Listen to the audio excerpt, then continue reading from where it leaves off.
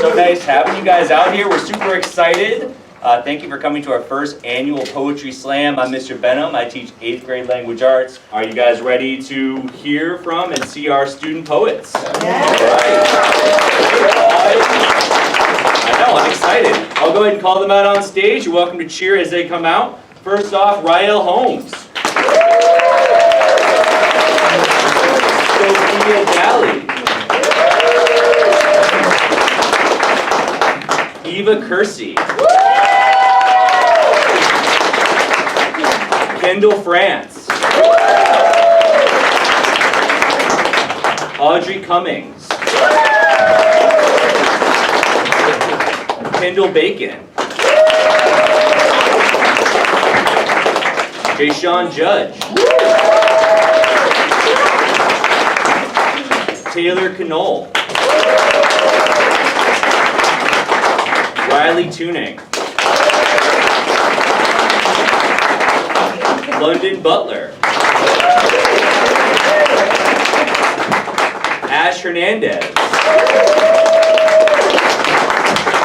And finally, Evan Paquette.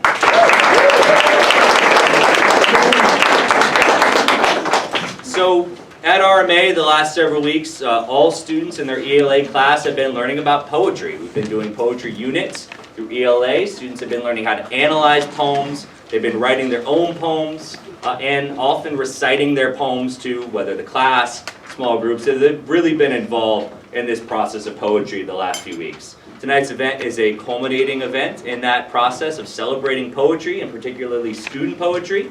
Something I would want you to know is that all poems recited tonight are written by the students themselves. They're not reciting someone else's poem. These are poems they have written. On that topic, they're poems that they've chosen. Teachers had obviously some parameters of what to write about, but mostly students wrote about whatever was important to them. So ideas, topics, emotions, things that were meaningful to them that they want to express through words of poetry, that's what they wrote on. So we'll see a diverse selection of topics, ideas. All of them are important to the individual poet, and it is the student's own work that they will be reciting for us, which I think is really exciting and really cool. Each poet throughout the night will be evaluated by our amazing panel of judges who are here off to the stage. We can give them a hand. Judging tonight on our judges panel, we have Joanne Telesco, our media specialist.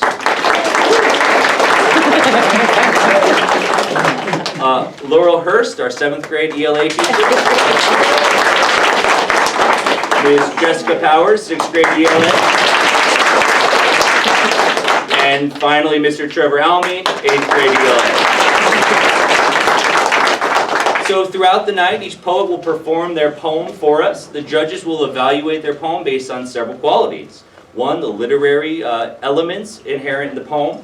The performance of the poem itself, and lastly, the poem's emotional connection and resonance with both the audience and the judges. The winner of tonight's event will win not only bragging rights of being the first place winner of our first ever Poetry Slam at RMA, but also some cred as the basically de facto poet laureate of the school, which is pretty awesome. And last but not least, this is probably what they're most excited about, a $100 gift card. So we're excited for students to see that what they create, what they write, not only can provide entertainment and meaning to other people, but also, could qualify into some sort of lucrative job or things like that. So it's just a cool connection. Lastly, maybe not lastly, but one of the next things I want to talk about to you guys is we encourage you to be an active, engaged audience. That means as students come up and after they perform, clapping, cheering, hooting and hollering, whatever you guys want to do, we love it. During the poem, if something moves you, it's customary to snap if there's a connection or part you like. So snapping during the poem is customary. After the poet performs, feel free to get loud. We love it. So the more involved you are, the more fun we're all going to have tonight. On that note, if you have not already silenced your cell phone, please take a moment to do so students don't have any interruptions during their performance. Also, no flash photography. Photos and videos are highly encouraged. Please take photos and videos of tonight's poets. Just make sure it's not flash photography so there are no distractions. So thank you. Before we begin our poetry of the night, I would be remiss not to include a few thank yous. One to our musical performers tonight. One, Mr. Brandon Weiss. And also to Nandi Dennis, who will be performing halfway through. She'll be performing a piece called Japanese Folktale. She's one of our RMA students and an 8th grader here, so we're really lucky. Also, need to thank the Arts Department, various members of who contributed to tonight to make it a success. Tonight's a true collaboration. Obviously to Miss Christie for housing us in the Black Box Theater tonight. Tonight would not have been nearly as smooth nor as beautifully aesthetic, the beautiful aesthetic we have without Miss Christie's help. So we're super, super thankful. Obviously to our admin at Ryel who helped make tonight's event possible and other events like it. And obviously the whole ELA team, who without their help, none of this would have happened tonight. So let's give them all. Our first poem of the night will not be performed by one of our student reciters, but by one of our 8th grade teachers, Mr. Trevor Almy, who also writes some poetry. He's going to open up the event by reading one of his poems for us tonight. And so I'll have him take the stage, and then we'll get into student poetry briefly thereafter. Give a hand to Good evening. I'm the sacrificial poet. So, when Mr. Benham mentioned that there was a tradition of that with poetry slams, naturally I raised my hand and volunteered. It's Groundhog Day, and I can't think of a better way to repeat a day over and over again than with some poetry. I'm a little biased perhaps, but thank you for coming out, for supporting these students and how they are empowered through poetry and how they find their voice through poetry. And the poem that I'm going to read to you tonight, I'm going to recite for you, I'm experimenting with form a little bit, and I encourage my students to do that, to think inventively, to play. And if they play and they have joy in the whole invention process, then chances are the audience and those listening will too. I don't apologize, though, for my Georgia roots coming out here, or as I would say when I was growing up, Georgia roots. Cornbread Creed. I believe in Poppy, the grandfather almighty, stranger to no one on heaven and earth, creator of stories and attorneys, all that is best spoken. I believe in Poppy, son of Robert and Mary Crow, who joined the army, who, not having a middle name, wrote James because it sounded good, who suffered in silence with lung cancer, who suffered, died, and was buried. He descended into the Georgia soil while his wife whispered prayers. He ascended into heaven and is seated in a green chair somewhere now. He's watching the Braves game now. He's chewing Trident gum. He's got a glass of milk and a plate of cornbread. He's watching reruns of Matlock or cutting the grass if the game isn't going the way he'd like. I believe in Poppy, in the church of cornbread, in work, in Walmart, the forgiveness of failure, his curing from a cancerous body, his typewritten poems, and apple trees in bloom. Amen.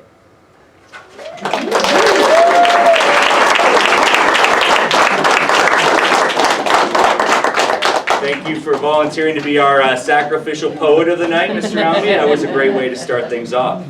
Without further ado, I'd like to introduce our first student poet of the night to the stage, Ryel Holmes.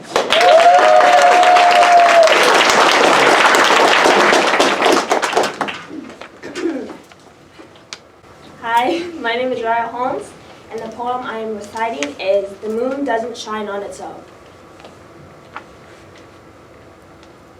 Large craters, seemingly small to the eye, bigger, however, with a telescope few can buy. Standing out in a starry night, only when the largest star is not in sight. The moon doesn't shine on its own. Working behind the scenes, dissipating forever? What a lie. For I reappear to you, for you, to show the world as I try, capturing and keeping your moonlit light alive. We will remember the sight, though the moon doesn't shine on its own. Without the light of the brightest star that is high, high up in the star-scattered, yet empty sky. Though we don't see it, not a single glimpse, there is light for the moon that doesn't shine on its own. What's so special about that silver, shiny crescent that catches my eye every time I happen to wander by? There's a reason why the moon shines so bright, just right. The moon doesn't shine on its own. If that be the case, the moon might as well be deemed useless, high up in the bland, monotone sky, not able to produce the tiniest spark of light, weaker than the sparks of a firecracker set off in the night. Not on its own.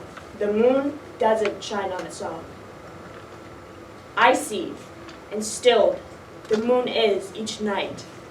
You were each night. I too try understanding why.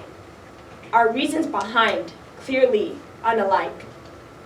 For a thoughtless, mindless object to be selected that very night, a glorious glow of light pouring out, splattering the moon's darkened surface, now so bright. But again, the moon doesn't shine on its own. What made the sun shine its gleaming, blinding rays, dangerous to the eye, on such an incapable thing the moon is? How my thoughts are just as scattered and scrambled as yours. Forcing and merging two glass pieces, this piece is not right. Your piece is not right. What about height? Could it have been the height the moon displayed that very night? The moon doesn't shine on its own. Perhaps the sun and I had an ulterior motive, a deeper motive that no eye nor mine could find. Seeing past the ashy, rough exterior of the moon, of you. Is that right? What was the sun's true reason behind how bright the moon glows? Who knows?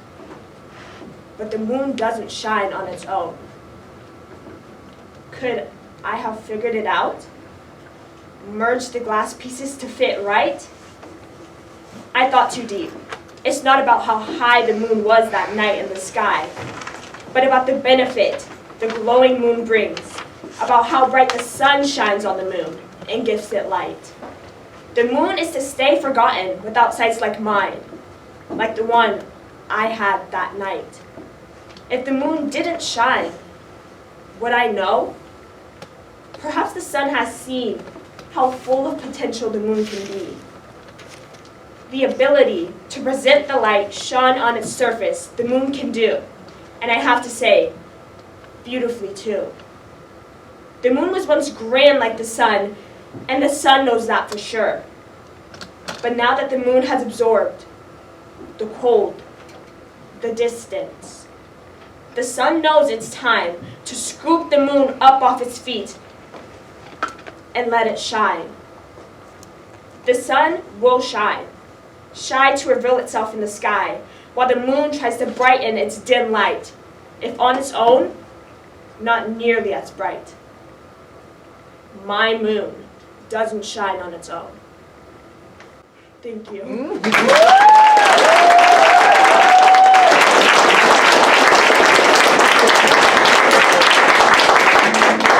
We'll give the judges a moment to tally their scores before our next poem.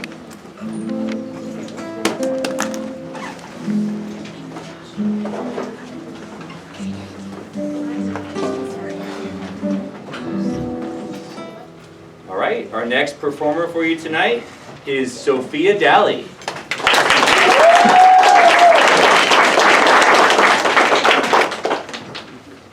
Hi, my name is Sophia and I'm going to be performing Why Not Now. Why do we have to teach our children to fire bullets into others' chests? Yet we say that this is the next generation of humans, that they will be better than those before them. Why must we corrupt our children, creating a mirage that makes them see that money is equal to power? Why must they learn that you have no choice but to fight hate with hate? When we do not allow our youth to see the real truth, they become ferocious weeds. Not what we think we are turning them into, beautiful, blooming flowers. We turn them into ferocious beasts that destroy everything good in their path. We turn them into everything we do not want them to be, make them fall under negativity's wrath. So why do we continue our way of teaching them? Why can't we change our ways? It's not as easy as it seems. It's implanted in our veins. Because our parents teach us in the same way, and their parents taught them too. And their parents did as well. But we all can still change. Why not start today? I believe that there is still a chance that we can reteach humanity and make them bloom into flowers once more. Thank you.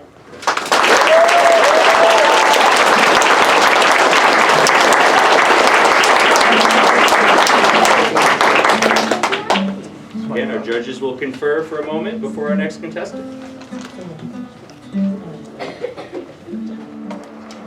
All right, our third contestant of the evening will be Eva Kersey.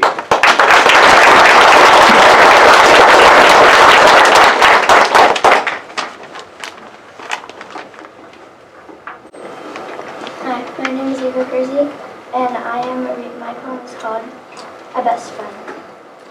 Do you know that girl? Of course you know her. Everyone does. The one that is happy around others, but when she's alone, she crumbles apart like stale bread.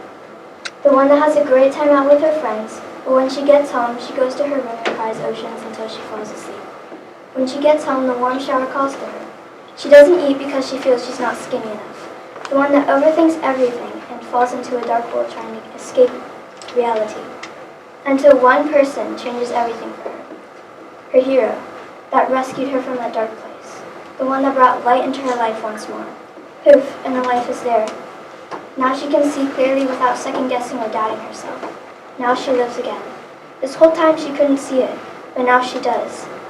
Her whole world is right in front of her, her best friend. How much of an impact one person can leave in your life.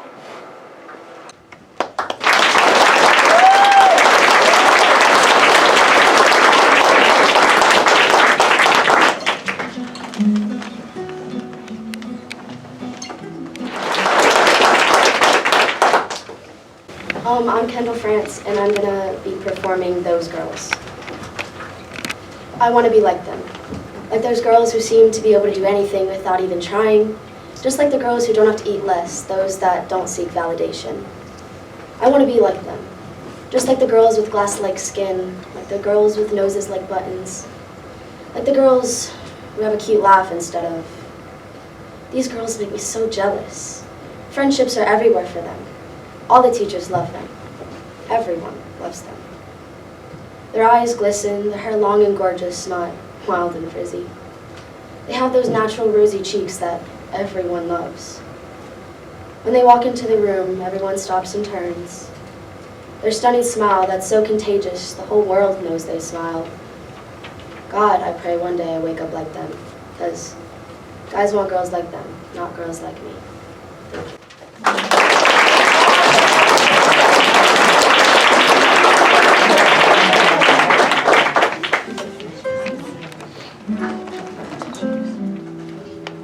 Our next performer will be Audrey Cummings.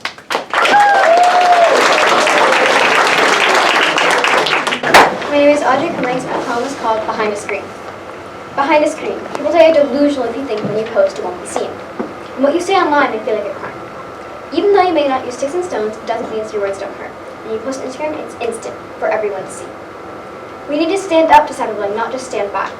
People see everything you post, the good, the bad. Don't you want to be known as a good person? Words have a powerful impact on someone's thoughts. And what you say on the internet can feel like a threat. It's just a joke you say. Yeah, that joke makes someone feel like they're drowning in a deep, dark ocean. We need to stand up, not just stand by.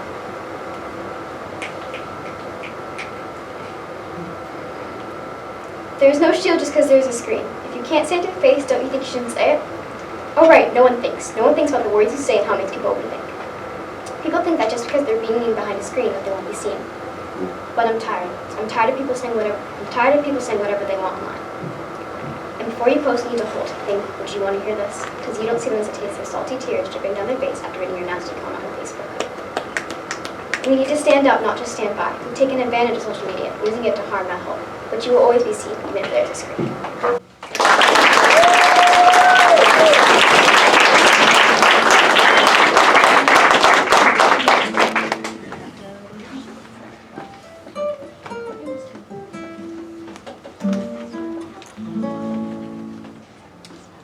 Our next contestant is Kendall Bacon.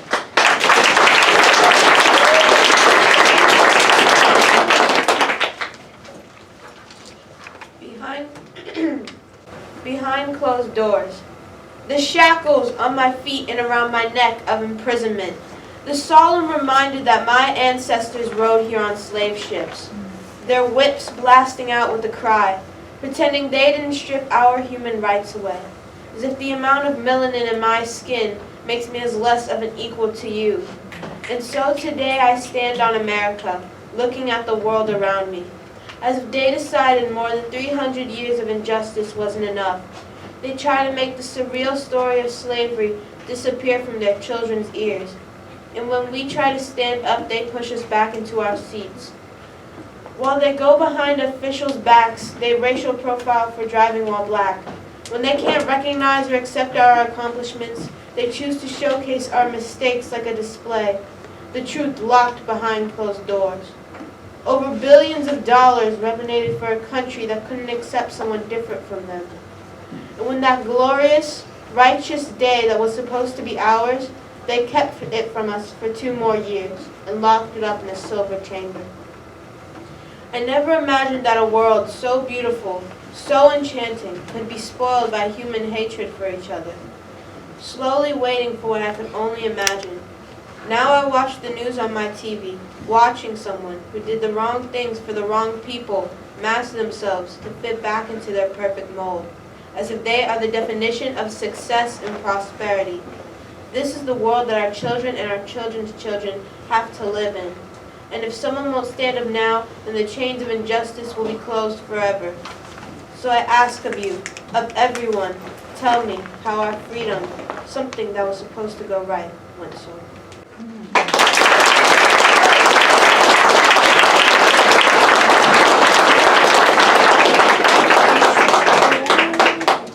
All right, next we have a musical performance for you. Nandi Dennis, who is one of our 8th grade musicians here at RMA, will be performing a song called Japanese Folktale. It's worth mentioning that Nandi recently won a Superior at her MPAs, which is quite an accomplishment, so we're excited to hear her.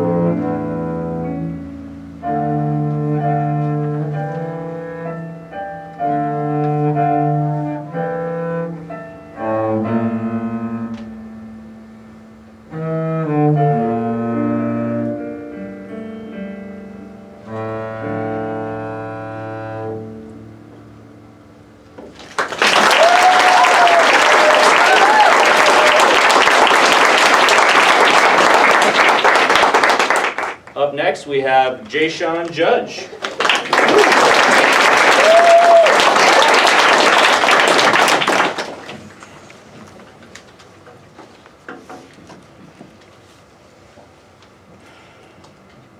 As I Wonder by Jayshawn Judge.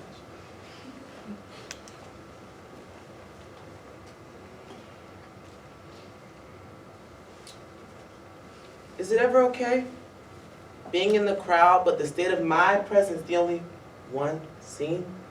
If you'd only just looked inside? The icy cold jail cell calls to me. Though being filled, it waits for me to be yanked in by its troops. Is it ever okay? Being judged in the head, but seen through the eyes. Being pushed to the corner that was never said to go by. Regretting my decision to even say hi. If you only just looked inside. You keep looking at me, but it's not the me you see. The character I bring, the false me. Is it ever okay? You see someone else. Someone ratchet just because of my skin. That breaking the rules to be me is a sin if you only just looked inside. You call me a loser if I'm weak, but a weirdo if I'm headstrong, living life being dragged along. Is it ever okay? But tonight again, I will go to bed, leaving your cruel messages unread. I will plug my ears and turn my head as I wonder, is it ever okay if you'd only just looked inside? Thank you.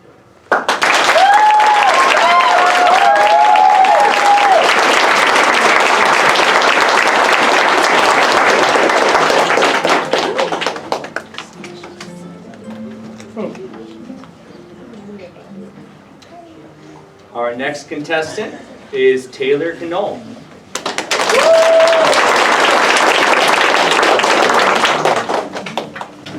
My poem is called Don't You See? What happened to the more the merrier? To the strength in numbers, don't you see? You turn your back, you run and flee, but leave behind the lonely, don't you see? You can turn a frown, you can raise a head, but no, you laugh and point instead. Don't you see? Just a minute, that's all you need. Hey, do you want to hang with me? That's all it takes, don't you see? If it was you, where would you be? Off in the distance? Waiting, hoping that you'll be seen, pleading and arguing with the clouds that they would cover you and take you away. Don't you see? So even though the wind of the world may be pushing, pounding against you, go get up. Just go see if they need a friend, don't you see? Some just feel lost, like they're a fly on a wall, like no one loves them and they have nothing at all. But you can be that person who takes that step, who sees that immense dreary cloud above their head, and who goes and checks just to see if they're okay, who goes and makes their day. Don't you see? I'm sick. Sick of the neglect, sick of the disrespect, sick of all the people passing by not even thinking to check. Something needs to change. Something needs to flip. People have a purpose, and we need to cherish it. Thank you.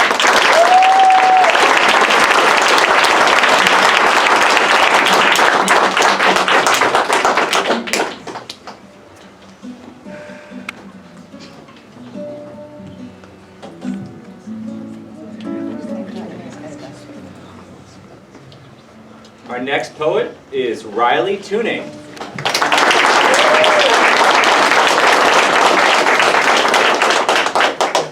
My name is Ryel and I will be presenting A Lost Girl. Sometimes I wonder why. Why? Why does everything good have to be ripped away? Why did he have to go so soon? I'm just a child who loved her grandfather so much. But then I have to remember, it's time for school. Time to put my fake face on and time to make everybody think I'm okay. But I'm not. And I know I'm not. But I can't tell them that. Because when I'm with them, everything feels okay. I feel a little more whole. And I love my friends. They are so special to me. And I try so hard to seem okay because I don't want my friends to worry. Because I'm fine. And I try not to cry in front of my friends because they would laugh. But it's not a mean laugh, it's a reassuring laugh. But when I can cry, it's like a running faucet, and it's hard to stop. Cree, Connor, you okay? Yeah, Mom, I'm good at school. I'm fine. I would say, usually smiling. Sometimes I think my heart is trying to talk to me, telling me it will all be okay. Oh gosh, and my dad, that was a tough one. He went to jail last March because he's a liar. It's hard to trust the untrustworthy. And what's the point of loving someone who is just going to be ripped from your grips? All I want is to be happy again. Is that too much to ask?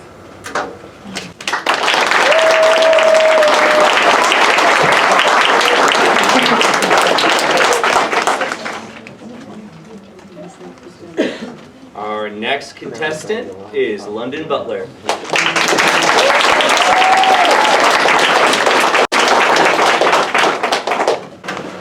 My name is London Addie, and my poem is titled A Life Not Worth Mentioning. Growing up to an unfamiliarity, changing her forever. An icy warmth greeted her every time that she saw him, the souvenir. Something she never spoke up to find, and something she'd never want to seek. The souvenir set a great mountain that she wasn't able to climb, a world that sat in her hand, that crumbled under her curious touch because of the fear of disregard, distraction, dishonesty, disbelief, and neglect.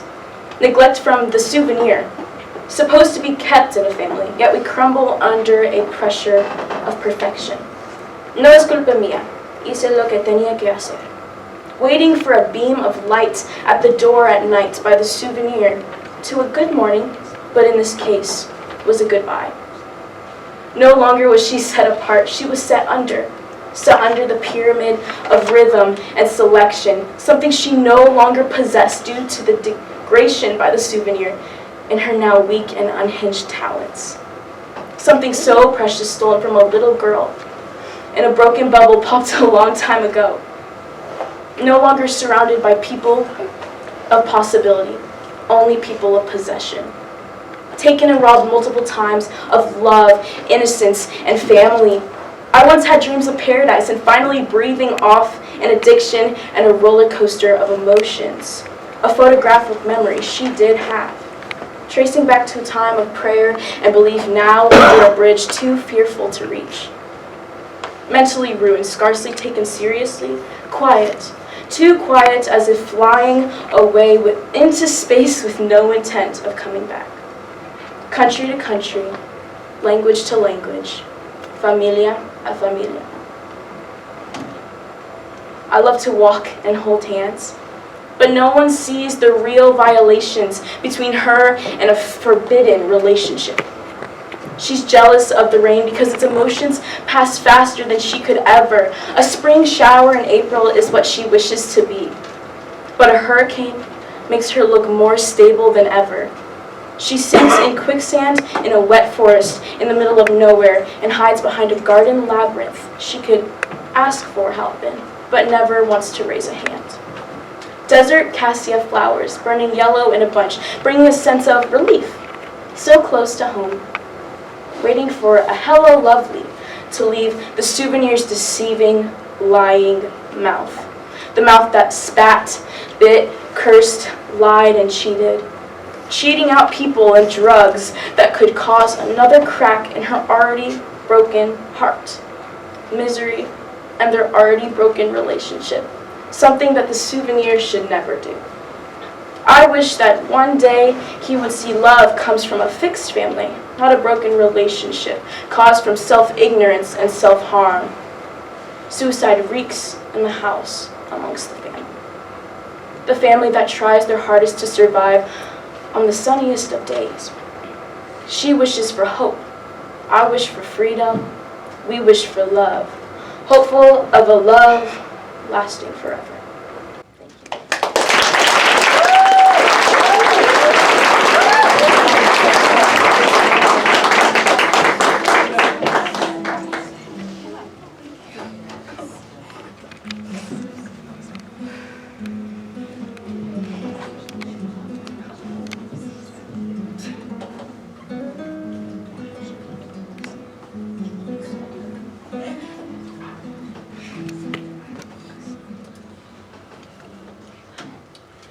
Our next poet of the evening is Ash Hernandez.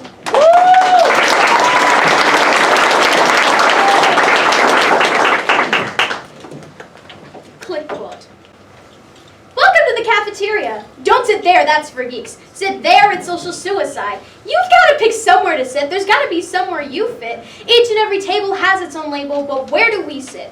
The ones who don't sit in just one group, the ones that are new and don't know the rules, the ones who end up eating on the floor or in bathrooms, their tears filling pools. No matter where we go, we don't fit very well. My emotions mask at that sound of a bell. Welcome to band class. Trumpet kids are annoying. Don't sit with them. A French horn, hang near flutes. No matter what group sees you, you are still just a bruise. I feel like a lonely wolf not welcome in any pack, a cub whose siblings all separate, leaving all feelings of love to dissipate. But for us, it's not too late. Why can't we all just mesh together, act like a family through good and bad weather? My emotions fragile as a feather. I sit there letting my tears swell. But once again, I hear that bell.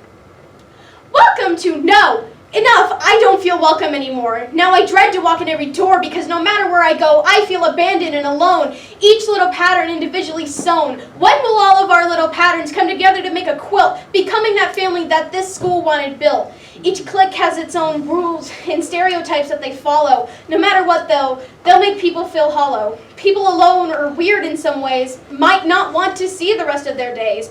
Cliques hurt people mentally, and I speak here to say that I hope one day that my school, my RMA, will be able to see the day where everyone can see and feel like they matter. Today, I stand alone, no clique behind me, no group of friends on my shoulder. I am here as me, a trans person who barely anyone accepts. I'm here as a theater kid who makes dumb references. I'm here as an overachieving child that my family leans on. I am here as a stitch on the quilt of RMA, and I encourage for all these patterns to melt into stitches that aren't all pink or all blue. I encourage every stitch to be itself, its own color, its own being without a click on their shoulder. Tomorrow, stray away from your friends, meet someone new. You'll find they might like the same thing that you do. Just make sure to go out and treat others well. Maybe then, I won't dread that first bell.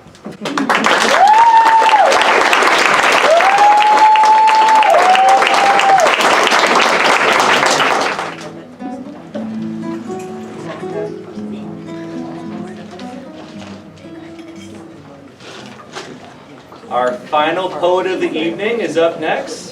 I'll welcome to the stage, Evan Paquette.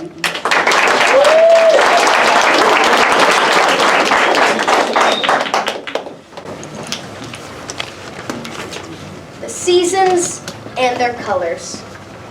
The seasons are the sheets of a 4-page calendar, slowly slipping away, but the memories made, never forgotten by those who care about them. Spring, the beginning and the end, with flowers blossoming like the sun, all symbolized by green in its beautiful growth, while we fondly remember the lost, and new life flourishes like the clouds up high. Summer in its yellow, vibrant light, the beacon of joy, friendship, and relaxation, whether rowing down rapid streams, sticking tender feet into smooth sand, time flies through the days until it's all gone. Autumn, the season of orange leaves, the time of development and movement. When the world adjusts, children hurry, temperature drops, and the trees prepare. The cool fall breezes fill your minds with knowledge and insight. With its blundering white snow, winter creeps in with the cold and ice. The gift-giving season is a landmark of the year, always a time for people to reunite with family, while it all comes down to new life with the new year. Green, yellow, orange, and white. The pages of the world's calendar that are just there for two purposes: to bring people together and to relish those that can't be with you anymore.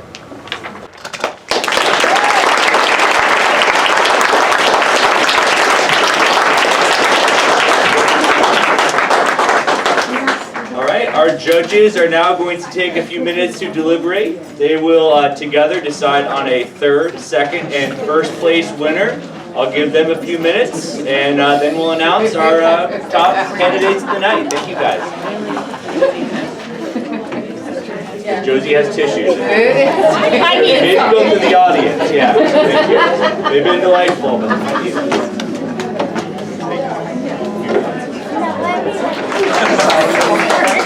So as you can tell, this was difficult for our judges, and I don't blame them, nor do I envy them. I don't know how I could possibly pick. I think all poets did just an amazing job. It was so cool to see.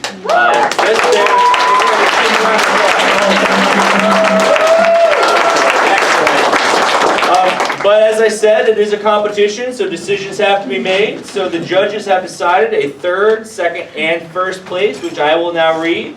When I read your name, poets, if you got a prize, you can come up here and take your certificate. We'll take a picture with you guys up here.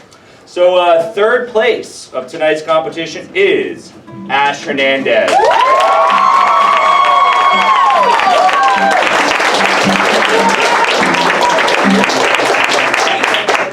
Our second place winner tonight is Jay-Sean Judge.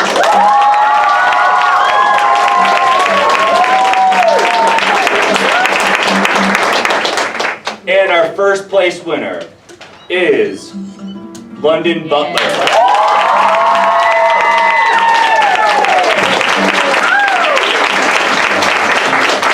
London, here's your $100 as well. Thank you guys so much for being here.